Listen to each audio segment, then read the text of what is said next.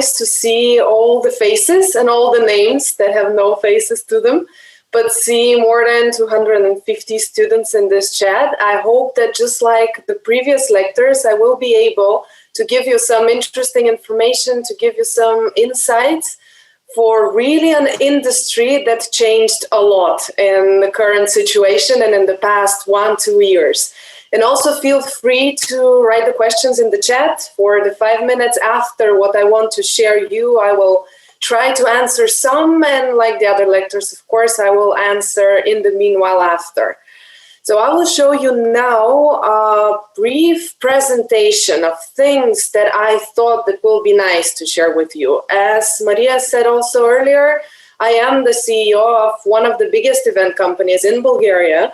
But what I can say is that before the pandemic, we were in top 3 of many companies. Now we are still in top 3, but in fewer companies. And also, if we managed to work in Bulgaria quite well and neighboring countries quite well, during the pandemic, we suddenly started working worldwide. But I will show you how it happened, what happened, and how it really changed what we knew and what we experienced. So I'll share my screen now so you can see presentation.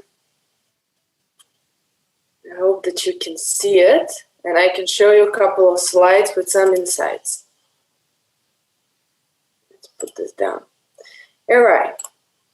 Well, first thing that I want to share with you is that in the beginning, like in any industry that faces COVID, there was a shock, of course. Things change. There is a lot of uncertainty. And when it comes to events, to HR, and events, think of any event you can think of. It could be a concert, really, which is for the general public, but it could be all the corporate events that are used for marketing, that are used for sales, that are used to team build, like team building events or parties or the Christmas parties or the conferences, anything that you can think of as an event, even though not very often you think about them, is a huge industry everywhere. It not only helps people learn or build or get motivated, it also sells, promotes, and all the other fancy verbs we can use. And then suddenly a pandemic comes, and everywhere around the world, people say no more events. What do you do? What we observed in the beginning, we even joked amongst colleagues in the industry, is that for a very long time, let's say schools or universities, they had given suggestions to become a little more digital, to be a little bit more online. And they would always say, this is a process. It will take at least 5 years to teach professors, to teach the students, to provide them with laptops. It's a very long-term project. And then suddenly pandemic hits, and within 3 weeks, everything was online. So here, the worldwide retraining on this slide for us also meant that a very force majeure thing suddenly trained all our audiences into a new market. It created a new market. If in the beginning we would say, you know, can you consider doing a team building online? It would have sounded a little bit like a joke. How do you build a team online? Team building has a party in it, a little bit of alcohol, a little bit of fun. How exactly do you do that online? But that joke suddenly turned into a new product. Several companies tried it. They actually saw that it really is the second best. Then they promoted it. There was a word of mouth.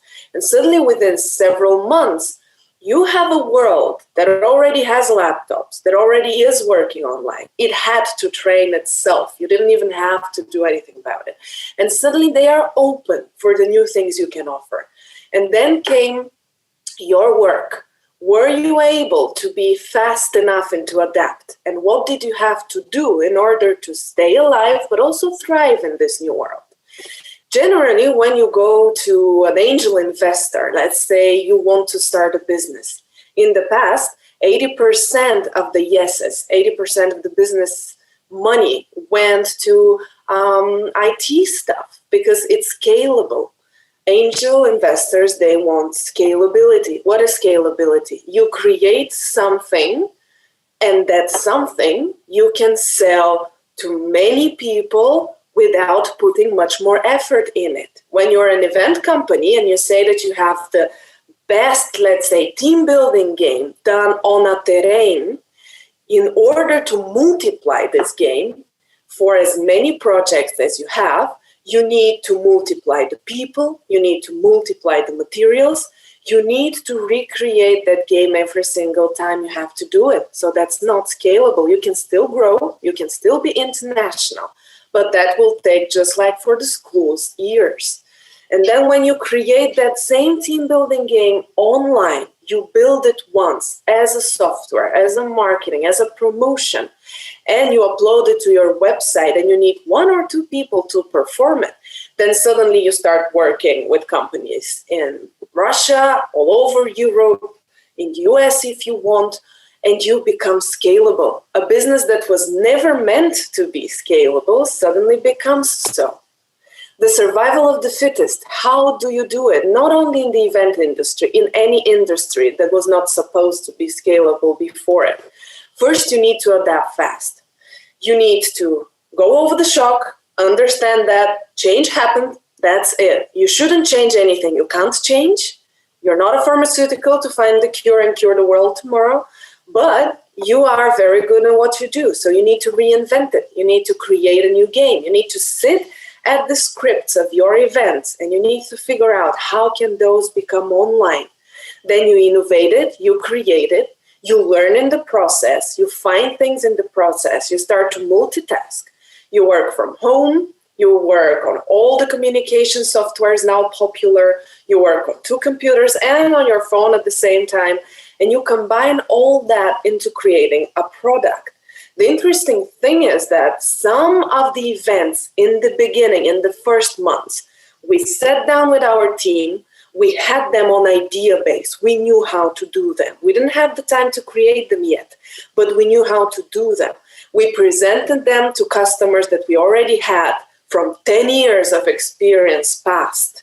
We sold them the idea. They bought it. And when they bought it, we created it. So we saved time. Because this pandemic also created this very nice opportunity of the first mover advantage. Very often you hear it, the first mover advantage. But very often you're in an industry that you no longer have that option. There have been so many first mover advantages before you that then how do you act? What do? You create something new, a new industry. Okay, but if you want to see events, and then the pandemic created this opportunity, it cleared out the market. Then you could have been the new mover advantage. You just had to think about it, present it, and sell it before the competition. Then you need to inform and to educate. Here comes the topic of Bjorn that he spoke earlier, marketing. You need to do it professionally. You need to have thought it through. And when you have the idea, when you know you can build it, when people trust you for the quality you can offer, then you start your marketing effort. And then you start building a new market. Even though your audience already knows to work online, they still are not sure, is team building online possible or is it still a joke? Then you find these several companies that are willing to try. And you are sure to be there marketing-wise, to ask them questions, were they happy? And hopefully they are, of course, happy. Having a video, having testimonials, promoting them online. And then you create the avalanche effect. In a new market, with an old thing, but innovated, people are happy, people do it with you. And then you go with the flow, and from word of mouth, you start to grow. And from informing, educating from what you adapted fast, the last thing is never to stop researching, because this is a new world and your customers also change. Remember in the beginning, we did several pilot events, and I'm speaking about not only team building, it was training, it was conferences, we did several concerts online, we delivered food and drinks, we made parties online, we made Christmas parties online. Everything that you know can be physically done, we did it online. But that was through research. We called our customers and we said, we know that you do Christmas parties. What do you think to do? If they had an idea, we tried to adapt it and offer a solution. If they had no idea, we worked with them and we offered a solution. Some of them said, in this pandemic situation, the first budget that got cut was the HR budget. Sorry, no events. Even then, we came with solutions. We know what your budgets are typically, or they tell us. So you don't need a big budget for online. We can do a demo. We can do it for free. And if your management likes it, then trust me, they'll find a budget for it. And we had several cases like this, budgets that were cut because management said, well, COVID, no events, that's for sure, they can't happen. Then they join a demo online and they see the effect, because people being deprived from social communication, being deprived from the life they are used to. Even the biggest introverts at some point said, well, I'm tired of the walls at home. I need something different. I need a change in the routine. And when you do an online event, suddenly they have fun. They see the colleagues' faces again. They laugh about something. They don't talk only serious stuff, sending emails to everyone. And seeing those effects, suddenly there were budgets again. The change, as you see here, the change happens always.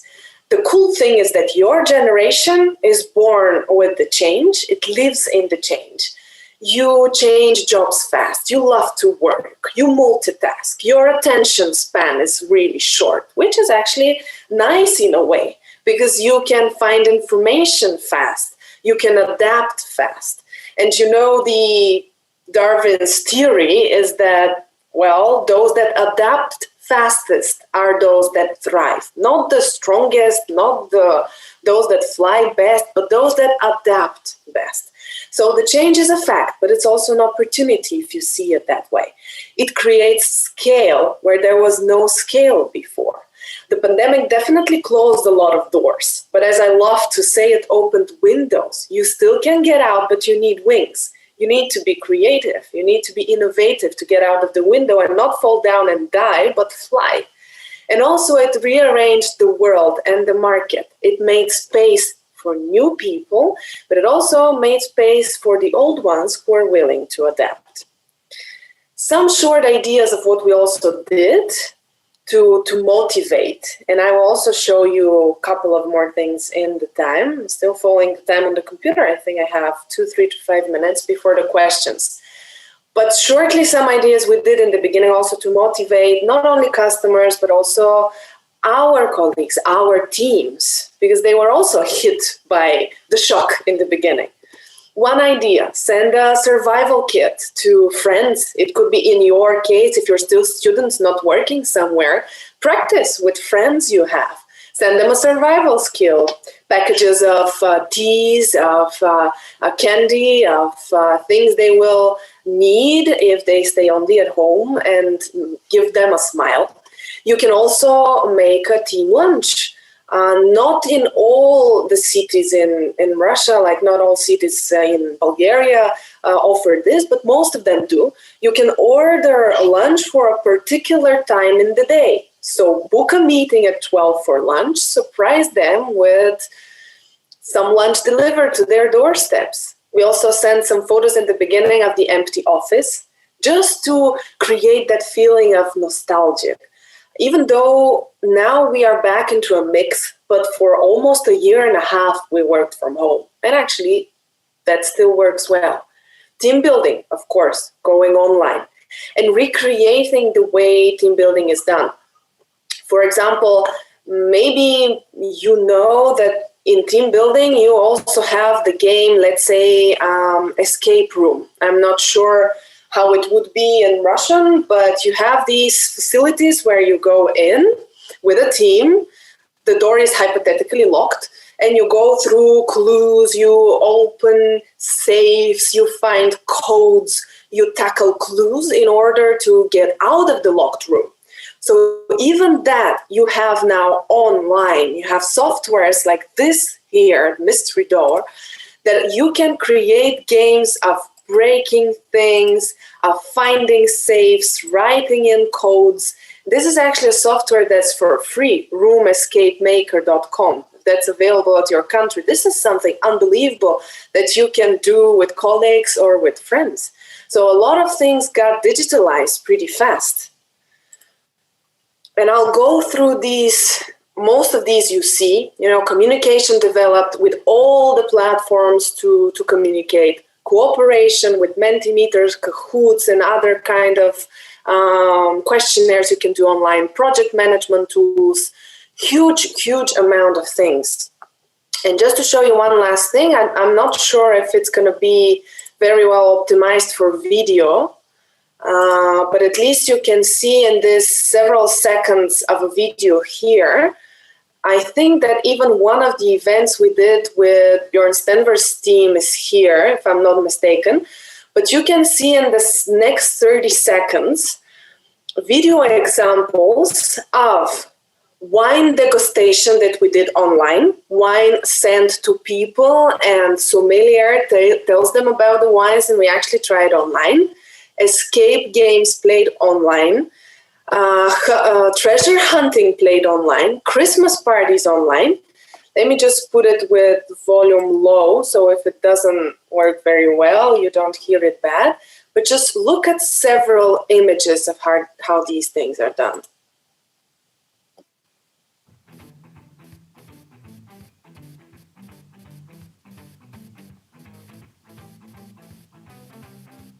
You can still create energy online. You can still invite and have them enjoy.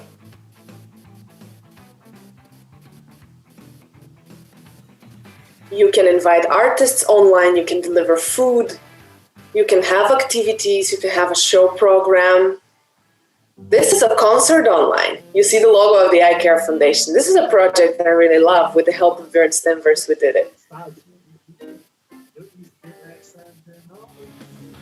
This is here in Bulgaria. The stage is with the artists in it, but it's empty and it's broadcasted to hundreds of people. Delivering food so that it's a real Christmas party, let's say, or a pizza party.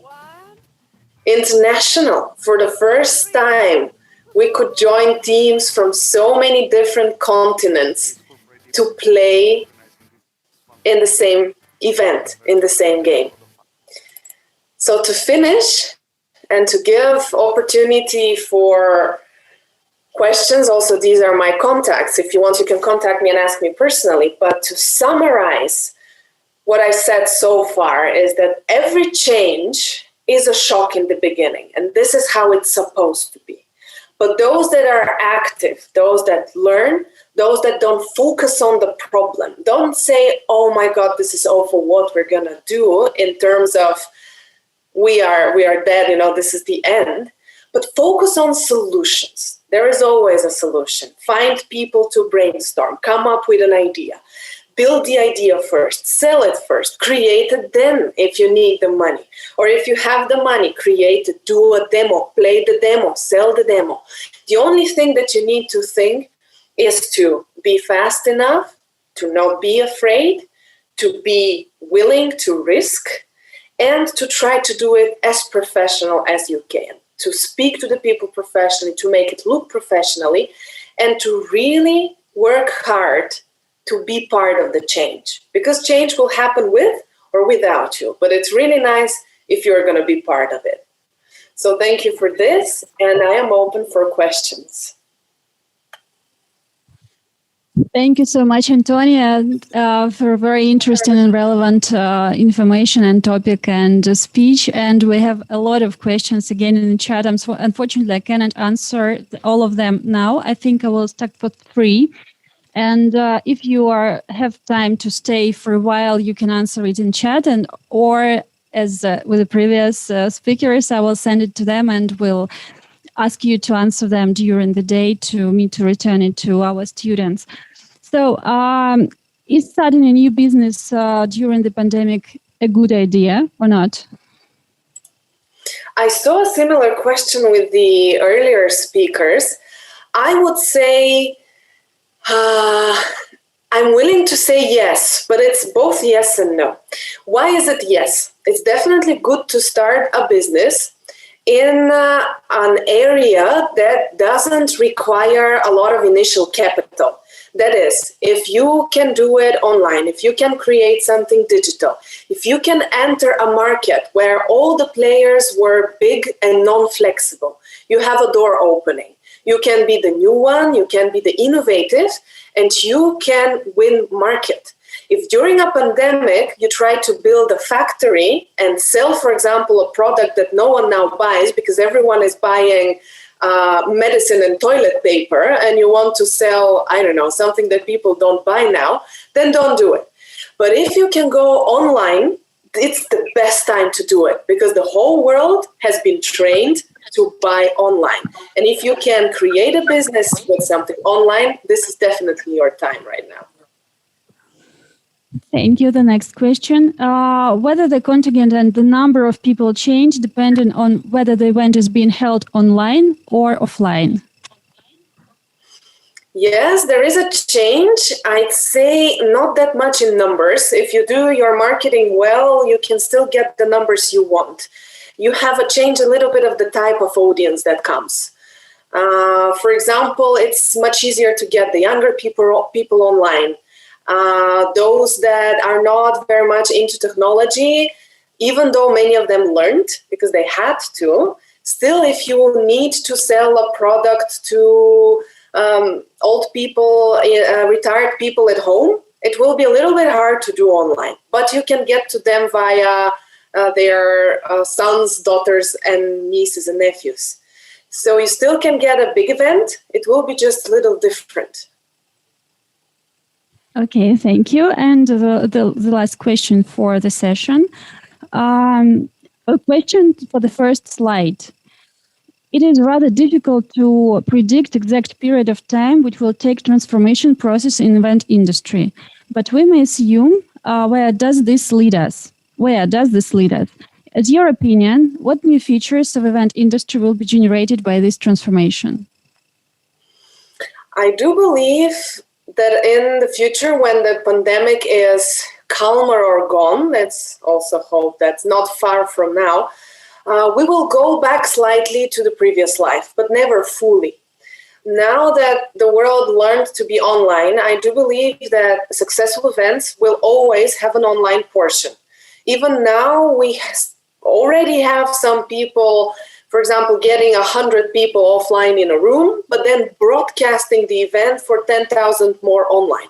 So I believe that it will be hybrid always from now on, because if someone does an event and doesn't broadcast it online, then they're just not innovative enough. They backfire at them. They are old in what they do. So I do believe that it will be a mix. We will never stay only online because, as Alek and as Björn said, we are a social animal. The human is a social animal. So we will need to meet people. We will need to interact. We will need to be there with others. So we need to use that, but also use the online, because for me, I do believe it will stay a mix for quite a long time. Thank you very much, Antonia. Thank you. I'll pass all the other questions because they continue to appear in chat. And I think this is the symbol of successful presentation. So thank you for joining.